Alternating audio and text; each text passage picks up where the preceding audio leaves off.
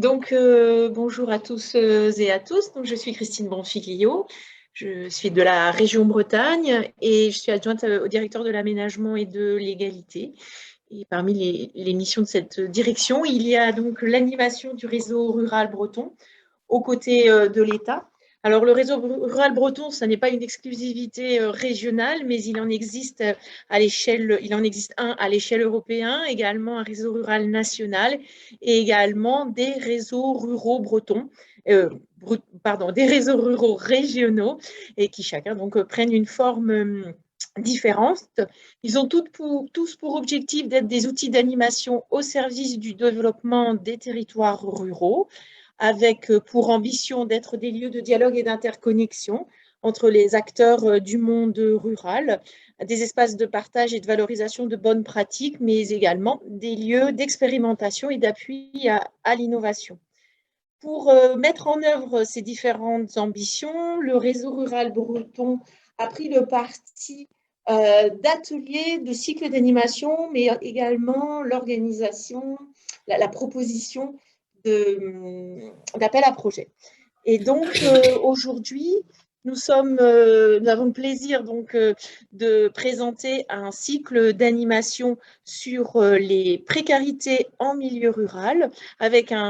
Donc Manon va le détailler. Ce cycle sera composé de 4 webinaires. Et aujourd'hui, donc, c'est le premier qui porte sur la définition et la caractérisation de la précarité en milieu rural.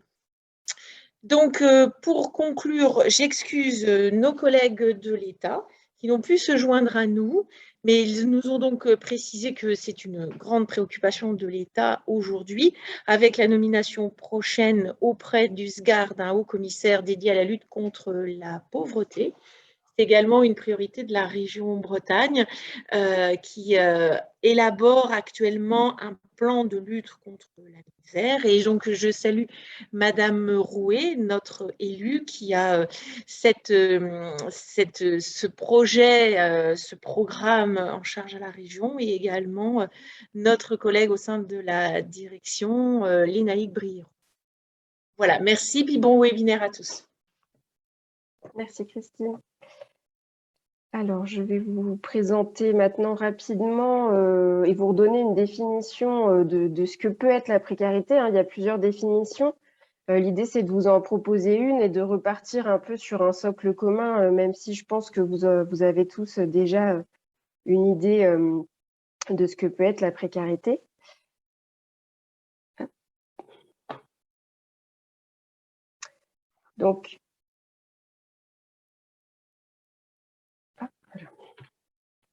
Donc d'abord, je vais vous rappeler dans un premier temps les séquences du webinaire. Donc vous avez eu la présentation du réseau rural breton par Christine Bonfiglio. Ensuite, je vais vous reproposer cette définition de la précarité. On aura ensuite la caractérisation et les spécificités de la précarité en milieu rural qui nous seront présentées par Stéphane Martin de la Fondation Abbé Pierre et qui nous présentera également les profils sociologiques des personnes qui peuvent être dans des situations de précarité. S'en suivra un temps d'échange avec vous. Ce sera aussi le moment pour vous de compléter peut-être la présentation qu'on aura pu faire de la précarité en milieu rural.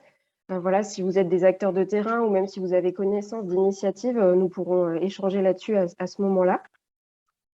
Et ensuite, nous aurons, c'est à la fin de notre webinaire que je vous présenterai comment on en est parvenu à vous présenter ce cycle d'animation.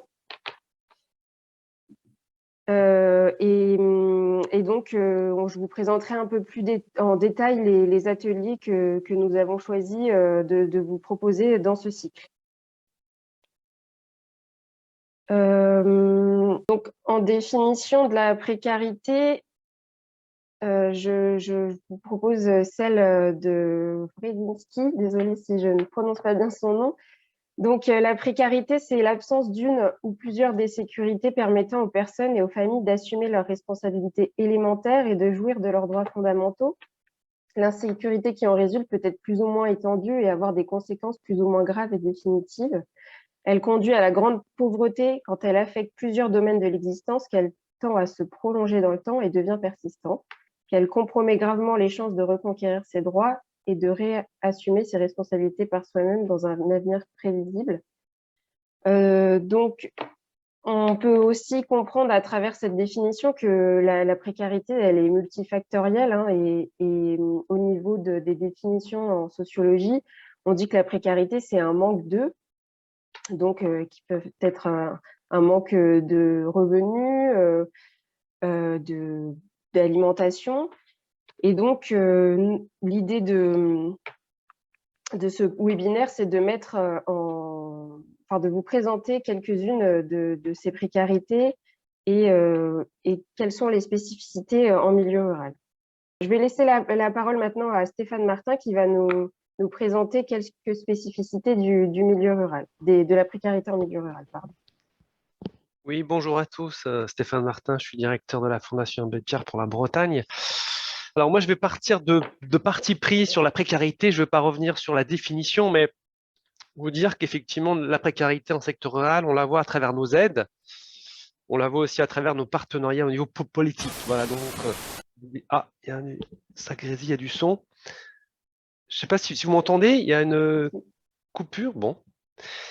Alors, dans un premier temps, vous dire aussi que c'est un champ d'observation qui est moins investi. On sent que savoir ce que c'est que la précarité en secteur rural, ce n'est pas simple. Alors, y a-t-il un intérêt politique moins fort? On voit bien que dans les villes, hein, on s'intéresse beaucoup à la précarité, dans les quartiers par rapport au sans-abrisme. Il y a beaucoup d'études, il y a des chercheurs, des scientifiques, mais en secteur rural, c'est moins vrai. Faut-il peut-être aussi voir une difficulté, une forme de tabou? En tout cas, très souvent, moi, je le vois, hein, je vois des élus, des associations, des collectivités qui nous disent bah, on aimerait bien mieux connaître la précarité, mais c'est pas simple parce que très vite, on est en lien avec des personnes physiques, et les tabous s'expriment, et effectivement, souvent, on a des silences relativement longs. Donc, c'est peut-être aussi quelque chose qu'il faut voir comment investir la précarité avec une vision plus scientifique, sans stigmatiser les ménages, et je sais que c'est pas simple. Alors l'autre enjeu, c'est que la précarité en secteur rural, elle est beaucoup moins visible. Il y a peu de sans-abri. Les gens ne sont pas dans les rues, dans les campagnes.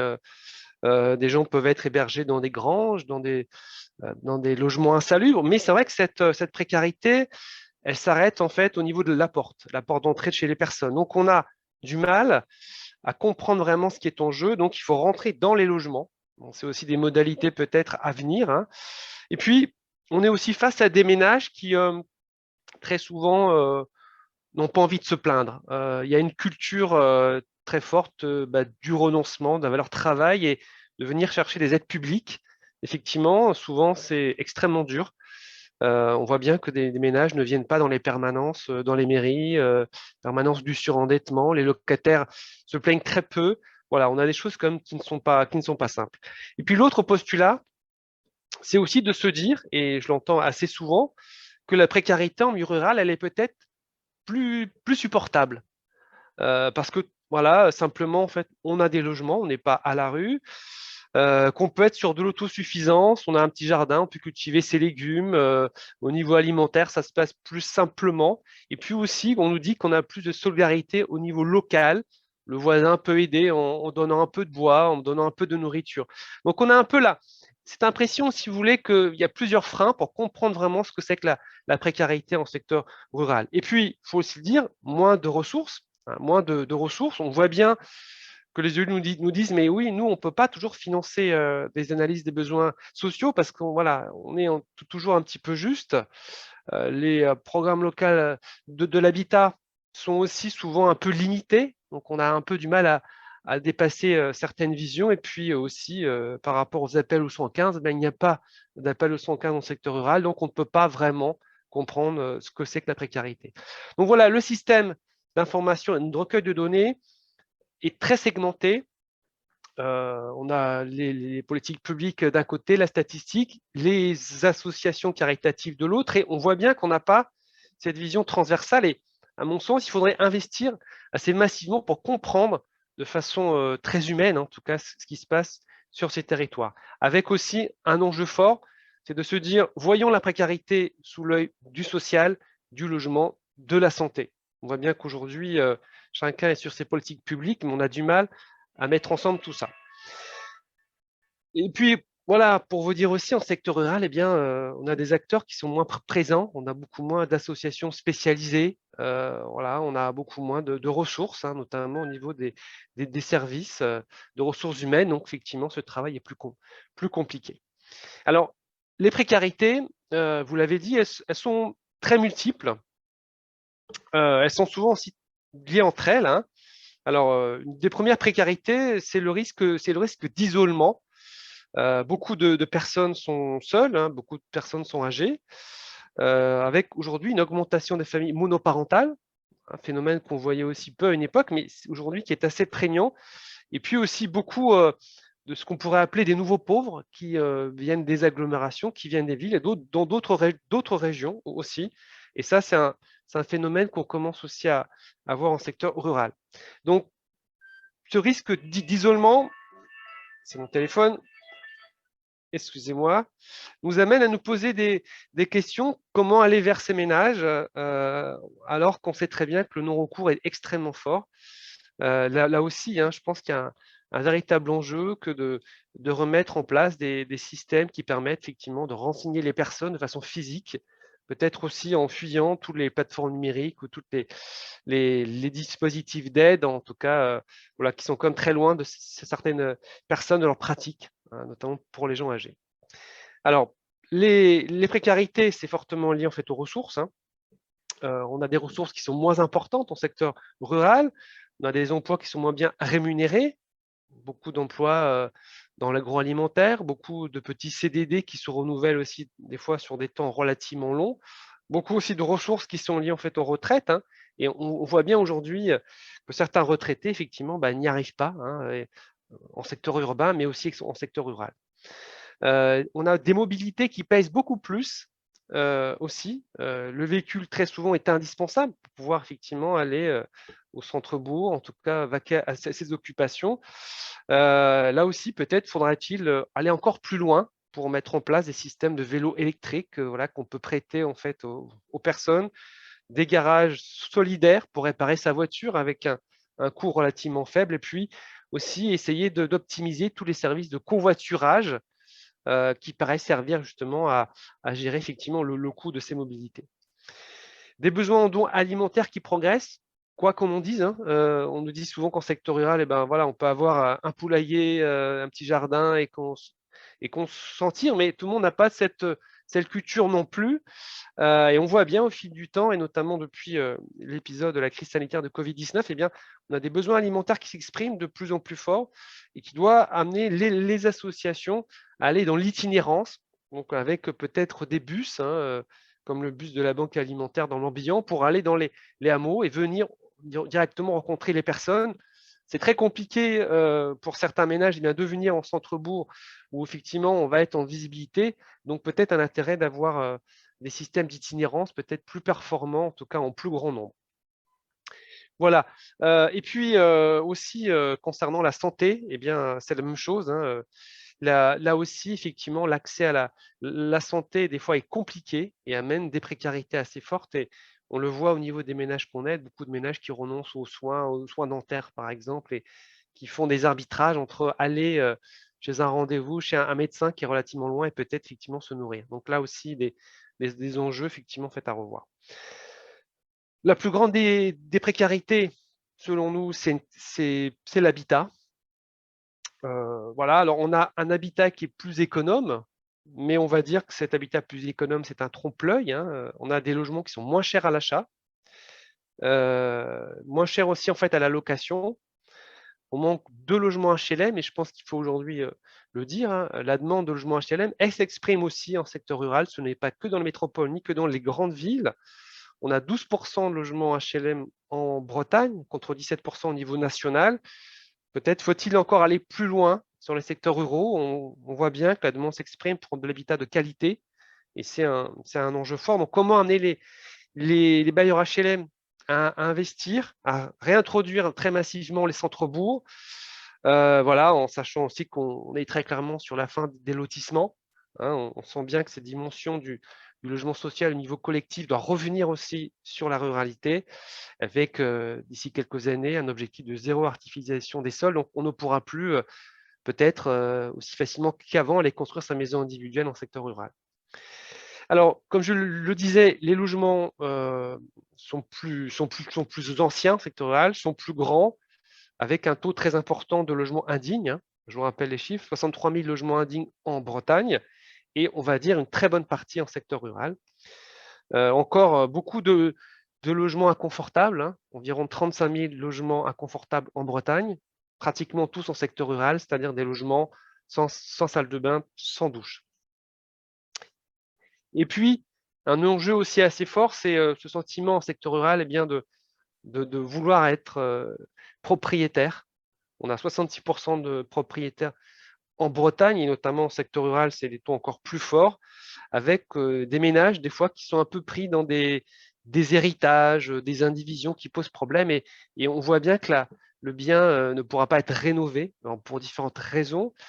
Et on voit bien que ces ménages vont se maintenir dans un habitat dégradé pendant un temps relativement long.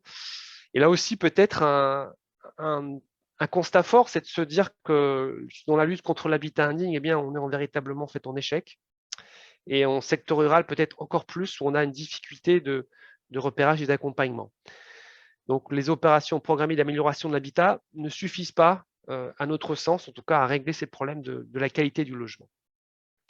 On a aussi un phénomène dont on parle peu, mais c'est ces locataires qui font face à des logements non décents ou indignes, avec des propriétaires fonciers en secteur rural. Il y en a quand même énormément. Et souvent, ces locataires sont peu défendus. Parce qu'on n'a pas les associations qui pourraient les accompagner. On a aussi peut-être un éloignement des institutions face aux territoires ruraux, c'est-à-dire des contrôles, les aides au logement quand même, peut-être qui pourraient être optimisés par la MSA, l'Agence régionale de santé, les services santé environnement, qui pourraient peut-être aussi venir plus massivement aider les élus sur cette question de l'habitat dégradé, l'habitat indigne, et puis le pouvoir de police du maire, qui n'est pas facile à mettre en œuvre, parce que c'est vrai, quand on est tellement proche de ses administrés, eh bien, ce n'est pas toujours extrêmement simple de manier ce pouvoir de police. L'autre enjeu fort, c'est la précarité énergétique, qui aujourd'hui est une manifestation très, très importante, en tout cas en secteur rural, hein. On a environ 200 000 Bretons en vulnérabilité énergétique et à peu près 30% en fait en secteur rural. Donc on voit que c'est un phénomène qui est extrêmement fort, avec beaucoup de logements chauffés à l'électricité ou au fioul, et on voit bien que effectivement ça pose problème. Donc face à cette précarité énergétique, eh bien, en secteur rural, les ménages vont s'adapter. Donc ils vont souvent utiliser un mode de chauffage bois. Là aussi, avec des choses peut-être pas toujours simples, en achetant un mode de chauffage bois en fait en occasion, en le montant soi-même, ce qui peut aussi amener des difficultés de raccordement, de risque de monoxyde de carbone et autres. Beaucoup de ménages aussi qui se privent, ceux qui ont les logements les plus grands, hein, ils vont se priver de chauffage. En ce moment, en fait, on le voit très fortement. Et donc, sur un temps relativement long, eh bien, on va avoir des problèmes de qualité de l'air intérieur avec des polluants divers et variés, des champignons, des moisissures. Et on voit bien que sur un temps assez important, on va avoir un problème de santé publique qui va se mettre en œuvre, d'où l'intérêt aussi de pouvoir aller vers ces ménages en précarité énergétique, faire du repérage, par le froid ou des factures impayées, mais aussi avec les services de santé, parce qu'on a un véritable enjeu. Et il suffit de voir en octobre ou en novembre les rayons des supermarchés en secteur rural. Vous allez voir souvent des bidons de 20 litres, des petits bidons verts qui servent à alimenter des poêles à pétrole. Et on sait que ce mode de chauffage est très néfaste pour la santé et pour la qualité de l'air. Pour à peu près vraiment, c'est vraiment des parties prises que je vous dis, mais c'est ce qu'on voit réellement dans nos dossiers. Et puis, en fait, un autre axe, c'est les grands traits, en tout cas de ces ménages en précarité. Là aussi, hein, on voit différents types de grands traits. Les ménages qui sont ancrés dans la ruralité, en habitat traditionnel, souvent des ménages très âgés, qui occupent des biens de famille, hein, qui n'ont effectivement jamais peut-être eu un autre logement que ce propre logement, complètement en absence de mobilité, et qui ont des fortes réticences à l'amélioration de leur maison. C'est des difficultés, c'est des projets relativement longs pour les amener à à ce qu'un logement dégradé ou indigne, effectivement, aille vers quelque chose de plus confortable, avec des besoins d'accompagnement extrêmement longs, voilà, avant les travaux, pendant et surtout après les travaux, parce qu'on voit beaucoup de ménages voilà, qui ont aussi des modes de chauffage neufs, mais qui ne savent pas les utiliser, avec des opérateurs souvent qui ne font plus l'accompagnement une fois que le logement a été livré, que les travaux ont été faits. Donc on voit bien que ces propriétaires occupants ancrés dans la ruralité, effectivement, ont encore un besoin d'avoir un accompagnement extrêmement fort. Ce n'est pas juste une question d'aide, mais c'est une question d'accompagnement sur un temps relativement long. On a aussi de plus en plus ces parcours intérieurs, c'est-à-dire ces ménages qui quittent des régions, qui quittent des métropoles, des agglomérations, on peut appeler des néo-ruraux. C'est l'envie, effectivement, d'aller vers la ruralité avec des ménages qui sont plutôt actifs, souvent au démarrage, qui sont en couple, voilà, qui ont mal maîtrisé une accession à la propriété. Certains ont pu acheter des logements très dégradés, des presque ruines, et avec un taux d'endettement assez important. Et malheureusement, ils n'arriveront pas à faire que leur logement soit digne. Et très vite, on va avoir des sentiments de repli sur soi, de honte, un isolement, voilà, qui va les amener à réduire leur utilisation du logement, se réfugier dans une pièce, ne plus recevoir de proches. Enfin, voilà, c'est des choses qu'on voit assez souvent, avec comme une capacité de ces ménages comme de faire certains types de travaux, notamment voilà, en auto-réhabilitation accompagnée. Certains peuvent le faire, mais c'est des parcours un petit peu contraints, avec une recherche peut-être de soutien en fait, au niveau local, une fois que les difficultés en tout cas sont là. Et puis on voit aussi ce qu'on appelle des mises au vert, avec la ruralité comme refuge. Voilà, c'est la recherche effectivement de solutions d'échappement des métropoles ou des grandes villes, hein, avec des propriétaires qui arrivent de régions très urbanisées, l'Île-de-France. Hein, beaucoup de personnes en Île-de-France en difficulté viennent en secteur rural, notamment en centre-Bretagne. Beaucoup de locataires aussi, et ça on le voit très bien dans nos dossiers, qui fuient les agglomérations en lien avec des ruptures, hein, des difficultés familiales, des ruptures, effectivement, des expulsions locatives, et les gens viennent en secteur rural où les logements sont beaucoup moins chers, problèmes familiaux, problèmes sociaux, besoin de partir de quartier. Voilà, c'est des choses qu'on peut voir, avec souvent des problématiques de santé qui sont assez présentes, mais pas traitées réellement. Donc voilà, vraiment les grands traits, en tout cas, des personnes qu'on peut voir. Mais je vous dis, ça reste toujours avec ce parti pris que ces profils de ménage, on les voit surtout dans nos aides. Voilà ce que je pouvais vous dire. Je pense que j'ai tenu à peu près le temps. Si vous avez des questions après, ben, j'y répondrai si on a encore un peu le temps.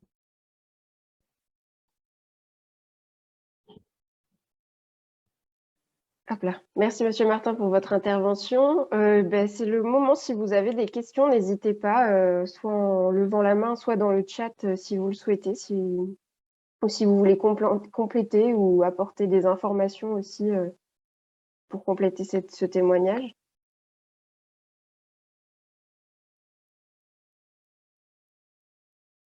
Il n'y a pas de questions. Ok. Je vais passer à la suite, qui est donc la présentation du cycle d'animation. Donc, pour définir ce cycle d'animation, on a fait un petit diagnostic. Alors, c'est vraiment un petit diagnostic étant donné la complexité et toutes les thématiques qui peuvent être abordées quand on parle de précarité. Mais donc, on a ciblé plusieurs thématiques qui nous semblaient vraiment d'actualité sur cette question-là. Donc, on est parti du principe... on est parti pour définir ce cycle sur une entrée thématique, donc avec les différents types de précarité qui peuvent exister, avec 4 ateliers. Donc, vous avez le premier atelier aujourd'hui qui était le webinaire d'introduction pour à la fois vous donner quelques informations sur ce qu'on avait pu apercevoir, et puis aussi aussi pour vous présenter finalement ce cycle qui allait se dérouler sur tout le mois de janvier.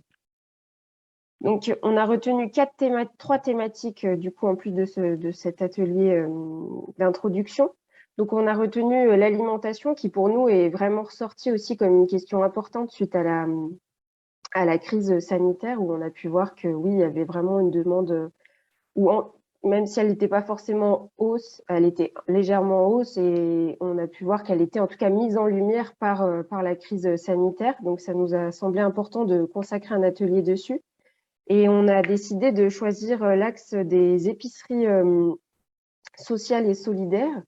Donc, pour cet atelier, vous n'avez pas eu encore trop les programmes détaillés, mais donc ce que je peux vous dire, c'est qu'on aura la présentation de l'initiative de l'épicerie solidaire d'Aller, qui nous présentera son projet, donc un projet qui est porté par l'association La Fédé sur le territoire de Redon. Et on aura aussi l'Association nationale de développement des épiceries sociales et solidaires qui interviendra pour nous présenter leurs missions et leurs actions sur les territoires. Le deuxième atelier qu'on vous proposera en janvier, donc cet atelier, pour vous rappeler la date, cet atelier sur les épiceries sociales et solidaires se déroulera le 6 janvier de 10h à midi. On sera aussi sous une forme de webinaire. L'atelier 3, ce sera sur justement les problèmes de mal logement et de précarité énergétique. L'idée de cet atelier, ce sera de vous représenter de nouveau, un peu comme ça a été fait là, la situation en Bretagne. Donc, on aura également Stéphane Martin qui interviendra lors de cet atelier. On aura la présentation de l'initiative de la cellule de lutte contre le mal logement qui se trouve sur Power Communauté et donc qui est un peu une synergie d'acteurs qui luttent ensemble et qui essayent de résoudre ou au moins d'apporter des solutions à certaines situations de précarité liées au logement et à l'énergie. Et on aura également, lors de cet atelier, des témoignages d'acteurs qui font partie de cette cellule, comme les compagnons bâtisseurs ou la LECOB.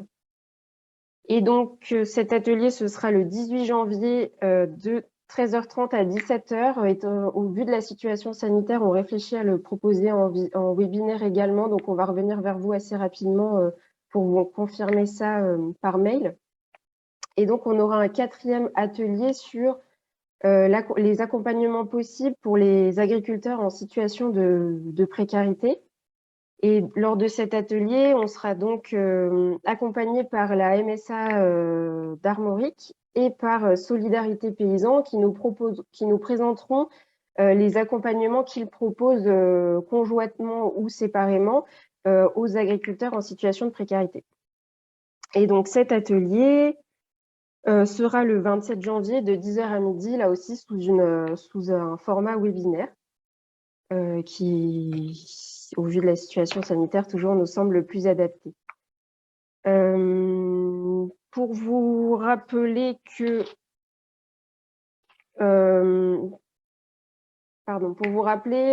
toutes vos inscriptions sont bien prises en compte pour ceux qui se sont déjà inscrits à ces ateliers. Je vous envoie en fait souvent la veille ou le jour même pour ceux qui s'inscrivent un petit peu tardivement les modalités et les liens de connexion aux ateliers. Il n'y a pas de souci là-dessus. J'ai eu plusieurs mails, donc je voulais vous le rappeler. Est-ce que vous avez des questions? On a été plutôt assez rapide. Donc, si vous avez des questions, n'hésitez pas à intervenir. On peut compléter ou détailler certaines... Non, il y a une question dans le chat. Ah oui, pardon, le chat est fermé. Je la récupère. Alors, peut-être que Stéphane Martin, vous allez pouvoir répondre. Je ne sais pas pourquoi les aides isolation et chauffage à 1 € ne sont pas fléchées sur les STI. Non, malheureusement, mais par contre, je peux me renseigner là-dessus. Je peux vous donner, je peux faire une recherche et vous redire, peut-être vous adresser par mail, mais non, c'est tellement spécifique là que malheureusement, je n'ai pas l'information, mais je vais me renseigner. D'accord. Est-ce qu'il y a d'autres questions? Je vais vous remettre dans le chat en attendant le lien vers le programme du coup avec les dates pour vous rappeler les dates de tout le cycle d'animation. Et ça vous amènera également sur le site du réseau rural si vous souhaitez aller aller voir ce qui avait été proposé ces dernières années dans le cadre du réseau rural breton. S'il n'y a pas d'autres questions, je pense qu'on peut clôturer ce webinaire. L'idée, c'était vraiment de vous redonner quelques informations pour ce webinaire d'introduction. on ne peut pas être exhaustif sur une aussi grande thématique. Mais voilà, donc je sais si vraiment il n'y a pas d'autres questions, je peux vous... attends des chiffres sur la santé mentale. Alors là, moi, je ne peux pas répondre sur cette question, mais je ne sais pas si... Je pense que le simple fait que cette question elle nous soit posée montre bien qu'on a encore beaucoup de travail à faire pour la compréhension des enjeux de ce qui se passe en milieu rural. On voit qu'effectivement, on a tous des questions et malheureusement, on n'a pas toujours les réponses. Donc, ça montre bien qu'on a encore un gros travail à faire. Mm. C'est vrai que quand on a préparé cet atelier, on s'est bien dit que sur le milieu rural, on manquait en fait de données chiffrées et que c'était pas toujours facile de trouver de l'information. Donc, je pense que sur certaines actions, il y a besoin d'avoir un peu plus de données, mais qu'on n'a pas encore actuellement. Donc, on ne peut pas répondre à toutes les questions. Du coup, Manon, pour compléter sur cet aspect-là des statistiques en milieu rural, moi, je suis directrice d'un centre social en milieu rural sur le Finistère et il se trouve que quand on travaille sur les données INSEE, il y a beaucoup de données qui sont sur des entrées très spécifiques qu'on ne peut pas avoir en milieu rural parce que c'est sur des échantillons trop petits et par souci de confidentialité, en fait, les données ne peuvent pas être partagées. Donc, il y a des indicateurs de suivi des populations qu'on peut avoir via l'INSEE, notamment en milieu urbain ou périurbain, mais qu'on ne peut pas obtenir sur les communes rurales du fait de la densité de population. Et c'est vrai que du coup, pour pouvoir identifier des leviers d'action, pour pouvoir mieux cibler les populations à accompagner, on se retrouve un petit peu plus en difficulté parce que, comme le disait Monsieur Martin, ça nécessite d'être en contact direct avec la population qui peut faire émerger des difficultés, mais qui du coup est un peu plus isolée et vient moins facilement à la rencontre même des travailleurs sociaux ou des personnes qui pourraient proposer du soutien. Donc, on a vraiment un travail à identifier sur le lien qui peut être possible entre les instances pouvant proposer de l'accompagnement et les publics qu'il faut qu'on puisse identifier et accompagner tout en gardant une vigilance sur le respect de l'individu et la confidentialité. Ouais, je confirme, c'est exactement ça. Alors peut-être aussi un autre enjeu, ça serait de voir comment les associations caritatives, au-delà de la distribution alimentaire, de l'aide au ménage, comment ils peuvent peut-être mettre en place un système d'information qui resterait anonyme et pour pouvoir aussi renseigner les politiques publiques, notamment les CCAS. Je pense qu'il y a un véritable enjeu. Aujourd'hui, effectivement, des ménages ne voient plus grand monde, sauf des gens qui font la distribution alimentaire. Et peut-être que ces ménages, en essayant de les rattraper à ce niveau-là dans la distribution alimentaire, peut-être qu'on pourrait les ramener vers les CCS, vers les antennes des conseils départementaux. Mais voilà, on a besoin d'avoir des données plus fiables. Donc peut-être un travail avec les bénévoles, des associations pour travailler sur des éléments de remontée de données plus précises que uniquement le nombre de personnes qu'on a aidées. Voilà, ça c'est des enjeux, mais ça demande effectivement une équipe au niveau local qui va travailler, une équipe transversale, pluridisciplinaire. Et je sais qu'au niveau des moyens humains, on n'a pas toujours le temps de mettre ça en œuvre. D'accord, merci. J'ai une question sur, plutôt peut-être une remarque. Nous sommes en réflexion sur une épicerie en DES, mais malheureusement aucune aide par nos communes rurales pour des aides de reprise de magasins fermés. Alors là, pareil, je ne vais pas avoir de réponse, mais je vous invite à vous connecter lors du webinaire sur les épiceries sociales et solidaires. Je ne sais pas si vous êtes déjà accompagné par le réseau Andes ou si c'est vraiment une réflexion pour le moment, mais peut-être qu'à ce moment-là, notre intervenant pourra vous apporter des réponses un peu plus précises sur ce point. Je ne sais pas si ça vous convient comme réponse. Une question de Soisy Busson. Quels sont les Pardon. Attends. J'en suis où? Oui, il faut que je ferme. Question de Soisy. Quelles sont les associations caritatives présentes en milieu rural? Moi, de ce que j'ai pu voir, on va avoir toutes les associations un peu classiques déjà qui sont liées à la distribution alimentaire. On a les centres sociaux qui sont aussi des associations. Il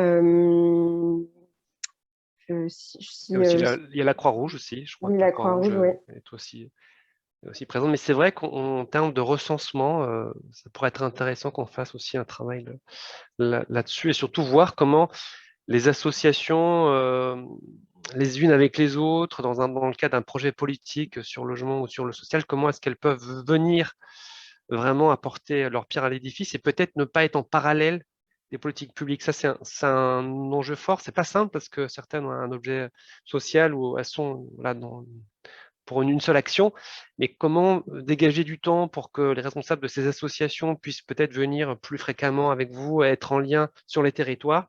Là aussi, je pense qu'il y a des choses à essayer de faire. Mhm. C'est aussi ce que j'ai pu constater en échangeant avec quelques acteurs en fait qui accompagnaient ou sur les territoires. C'est un manque parfois de coordination entre les acteurs et qui bloque parfois en fait juste l'accompagnement qui peut être apporté à ces familles en situation ou à ces foyers en situation de précarité. Et c'est vrai que c'est un des enjeux qui a été aussi souvent relevé lors de mes différents échanges un peu de diagnostic. C'est exactement ça, hein. Je peux prendre un exemple parce que c'est quelqu'un qu'on connaît bien, en fait, la chargée de mission sur l'habitat, sur le transport, en fait, à Carhaix, à Power Communauté. Elle travaille sur les deux axes, sur le logement, sur le transport. Voilà. Une seule personne, c'est compliqué de pouvoir voilà, monter des outils quand on est seul sur les deux thématiques. Vous voyez bien, voilà. Donc c'est aussi c'est lié à des moyens humains. Et puis peut-être une méconnaissance aussi de ce que peuvent faire les uns et les autres, parce que voilà, on n'a pas le temps, on n'a pas les moyens humains. Est-ce qu'il y a d'autres questions? Je remonte un petit peu le chat pour voir. A priori, non. Est-ce que quelqu'un d'autre veut intervenir ou a une interrogation? Il y a une nouvelle question. Selon vous, peut-on avoir une lecture genrée de la précarité en milieu rural?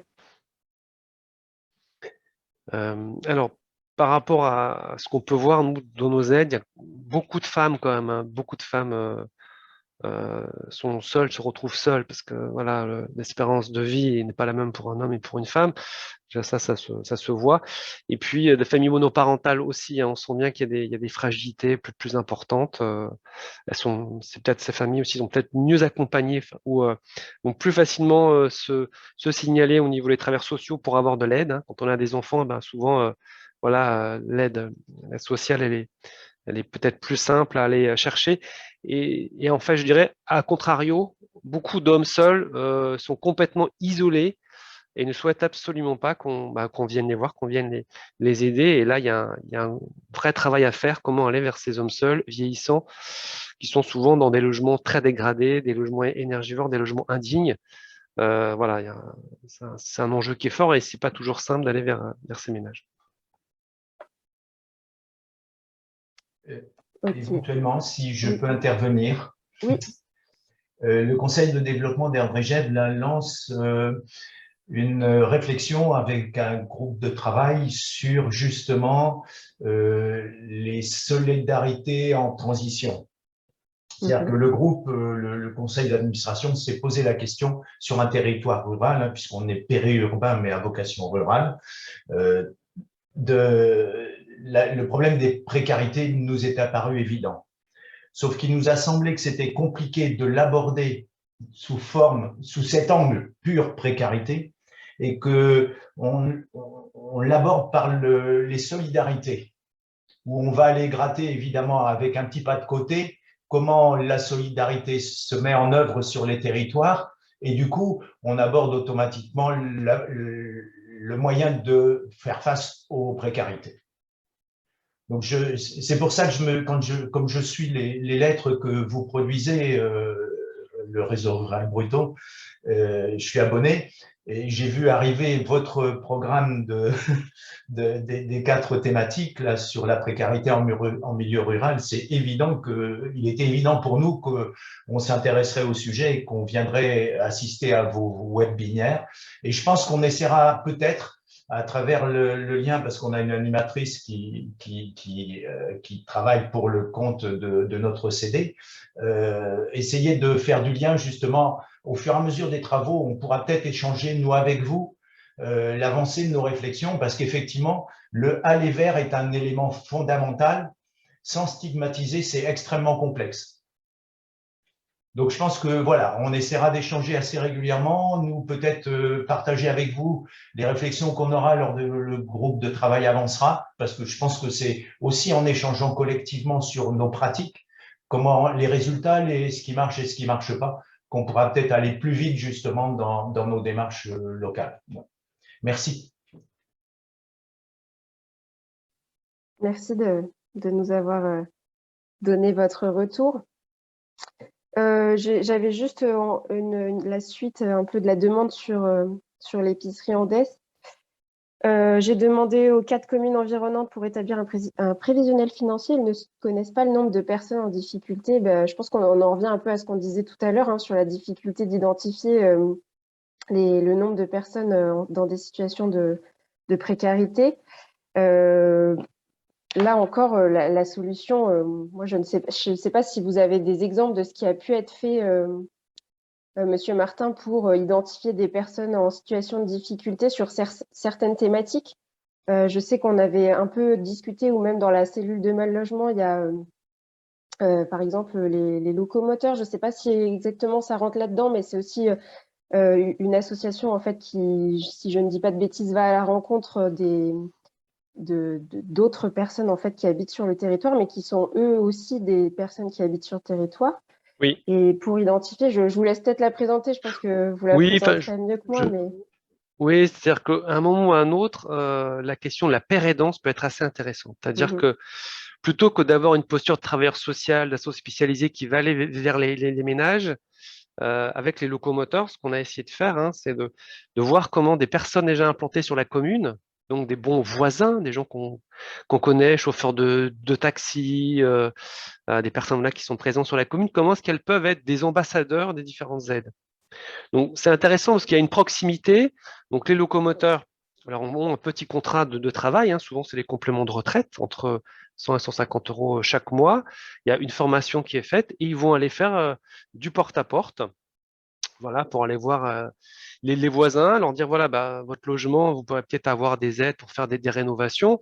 Là où des ménages ne voulaient pas du tout aller voir un travailleur social, un opérateur, un élu ayant souvent des craintes un peu sur le montage d'un dossier ou la peur de se faire forcer la main par un professionnel qui leur vendrait la chaudière dernier cri alors que les gens n'en ont pas besoin.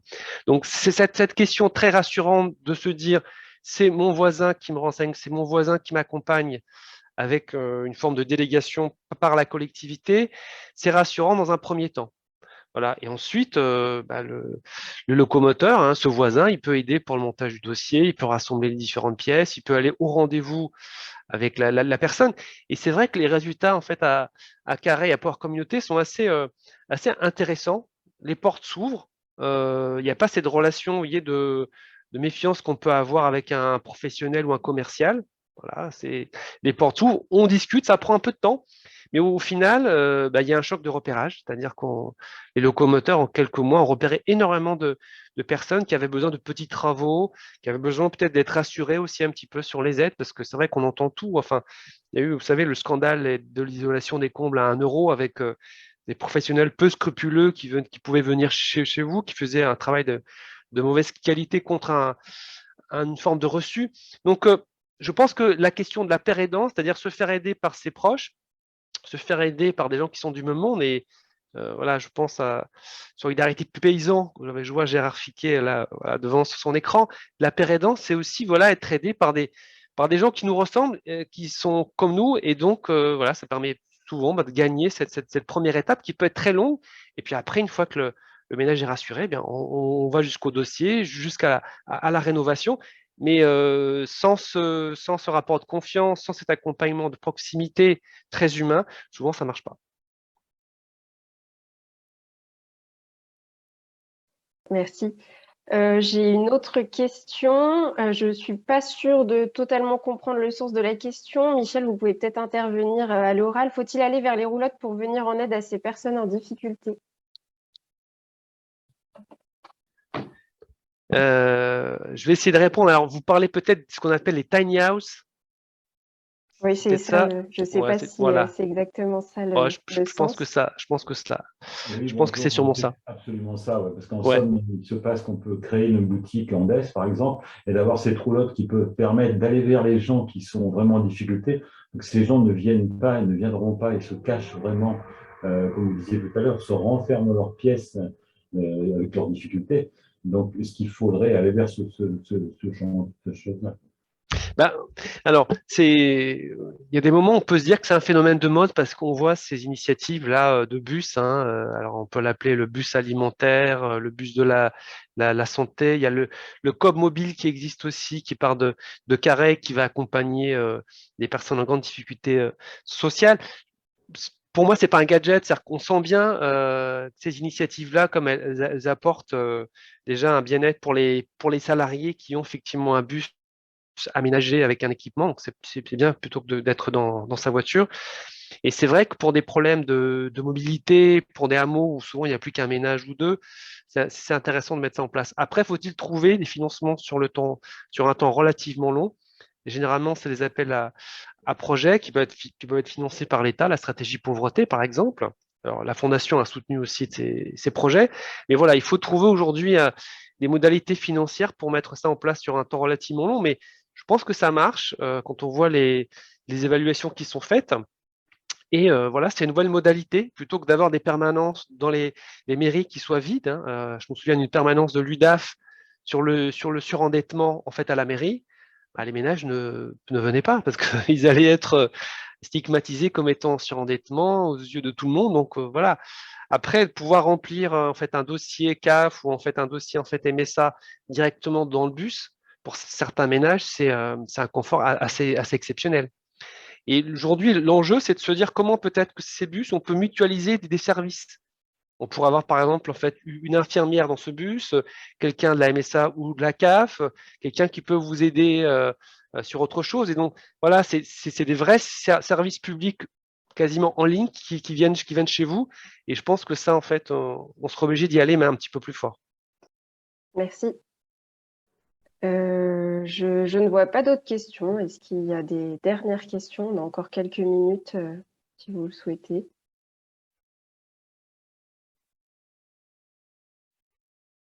Du coup, j'ai une remarque du Conseil de développement Erdre-et-Gèvres qui dit qu'ils réfléchissent aussi sur un dispositif identique. Alors, juste ouais, pour vous dire aussi, mais je l'ai dit, mais c'est aussi du confort pour les salariés.